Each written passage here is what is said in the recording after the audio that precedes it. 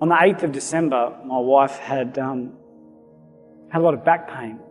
And we were taken to hospital and they found out that she was 2 centimetres dilated. It meant that we were getting airlifted straight to Sydney Hospital. She was pumped full of steroids. And but as you all know, life doesn't always go according to plan.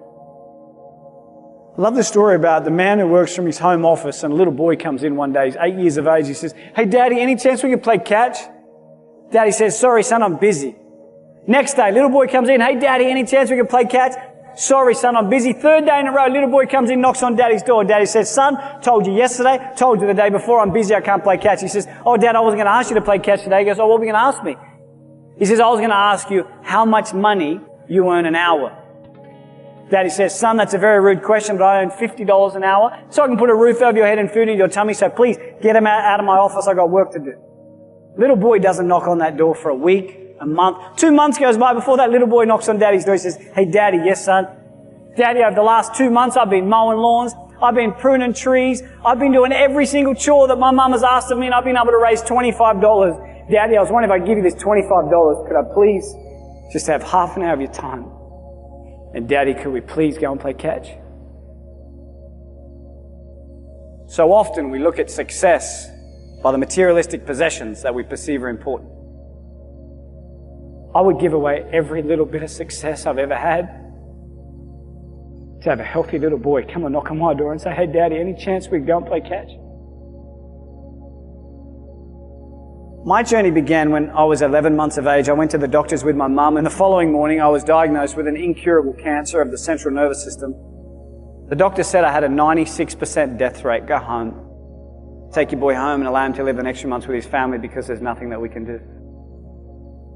My mum asked one question: "I don't want to know what the chances are of my son dying. I just want to know what the chances are of my son surviving."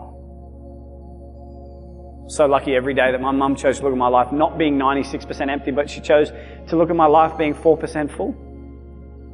I started chemotherapy on my first birthday. My chemo cycle was 9 days on, 3 days off, 9 days on, 3 days off, not for weeks, not for months, but for years. My mum had to go to death counselling once a week for 2 hours to deal with what was going to happen to a little boy. I say to people all around the world that I'm one of the lucky ones, but I never say I'm one of the lucky ones because I'm still alive. I say I'm one of the lucky ones because I wasn't my mum. My mum was the one that had it tough. After way too many years in hospital, the doctor came in and said to my mum, "Terry, we have no idea how, we have no idea why, but you can take your little boy home." Everything was going to be okay.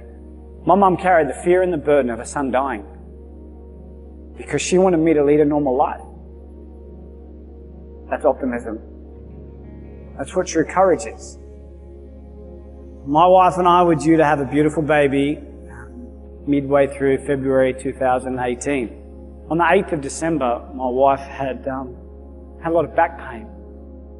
And we were taken to hospital and they found out that she was 2 centimetres dilated.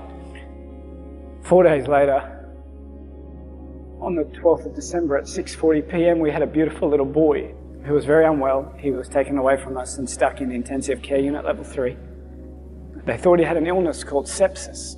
They told us that we had maybe 4 days with our little boy. And that afternoon he was put straight back on a plane and he was airlifted back to Sydney. He stopped breathing twice on the plane.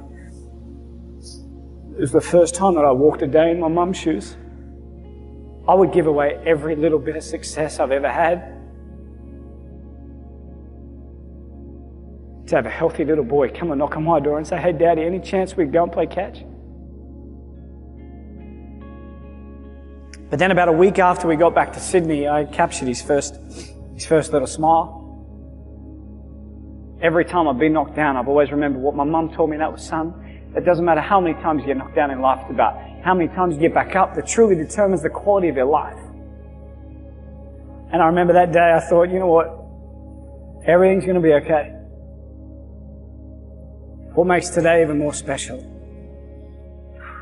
is I have my beautiful little boy here with me today. So please welcome to the stage Mr. Lachlan James.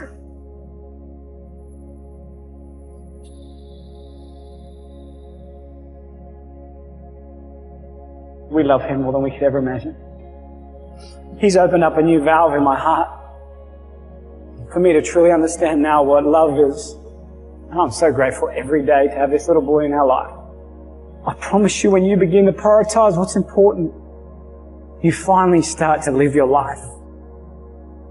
Spend your life working so hard to enjoy that life that you have been blessed with.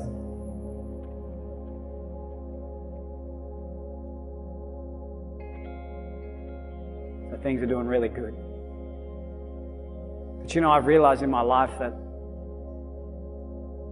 the quality of one's life is not dictated, nor is it determined by the amount of days that we live on this earth. It's about what we fit into those days that allows us to live a remarkable life.